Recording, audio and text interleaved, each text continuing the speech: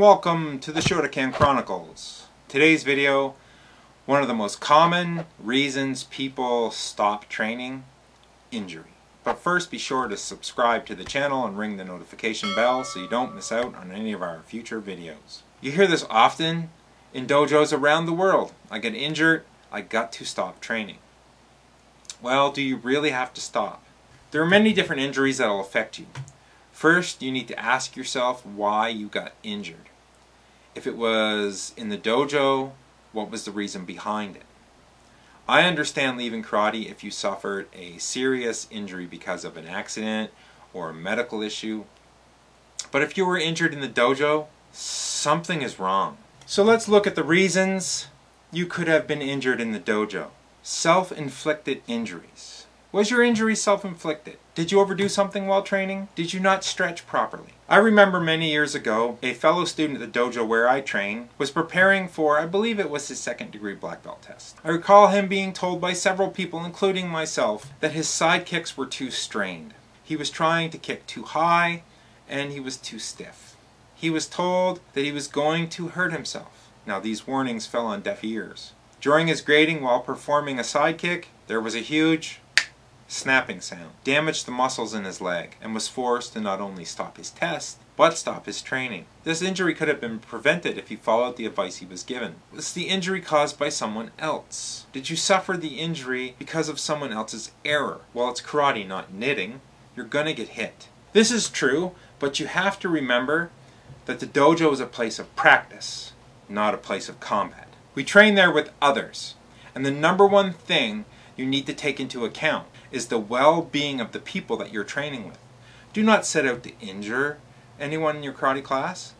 If someone is getting injured when you're doing partner activities with them, you're doing something wrong. Well, they didn't block. That's no excuse. A good karateka should have exceptional control. We should be able to make contact with all the force of our body behind a strike, but not on a training partner in the dojo. Those are the times when you need to show that you are able to control yourself enough to stop your strike from hitting the target. So what is the extent of the injury? Injuries can vary from minor to life-threatening. You can suffer bruises and scrapes, or you can suffer serious joint and skeletal injuries. How bad was the injury? Do you have to take a few days, weeks, months off of your training? Don't rush it. Let your body heal. I'm the worst for this. I hate to miss training. Injured or not, I'm usually in the dojo. Train harder or train smarter. So with anything, you should train hard all the time. You will never get better unless you give 100% all the time when you're doing something that you want to improve in. Now this is true. You should never slack at your training. Don't sacrifice your intensity, but instead, learn how to train smarter. First, you need to know your body. Your body will tell you if something is not right. Back when I was younger and I was in the gym working out, people would say, push through the pain, push through the pain. That's not a good idea. When you're pushing through pain, you're learning to ignore your body's warning system. Now this can lead to injury. If something hurts, it hurts for a reason. You're overdoing something. Now I personally have suffered a few injuries over the course of my time in karate. One was a back injury from working security. I used to do security. I was working at an AC/DC concert and I injured my back.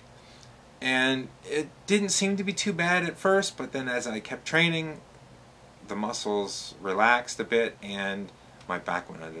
I had to go to chiropractic appointments for almost a year before my back was back to being close to being normal. Now I trained almost entirely through that time as I was preparing for my Yondan test. One time when I was teaching, I suffered a meniscus tear from training. And this was a self-inflicted meniscus tear injury. I was doing stretches, very, very low stretches, and I was bouncing in the stretch. First, you should never stretch when your muscles are cold. We tend to start stretching at the beginning of class without warming the muscles. Stretching should be done at the end of class when the muscles are warm and pliable. Now, I didn't get surgery on my meniscus. Instead, I wear a brace and I use a higher stance. Now I've broken and dislocated bones and joints and suffered some other injuries that were my own fault, and I've also suffered some injuries from other people. The point is to train correctly. You need to know your limitations. You should push them, but never go too far. We only get one body for this lifetime, so make sure you look after it. You need to learn how to train smarter and not train harder. Training hard is important, like I said. You need to learn how to train slower. You need to learn how to put more emphasis on the correct form and correct technique, as to put as much into it as you possibly can. That 100% effort can be applied to learning the right way to do things, or to doing everything powerfully.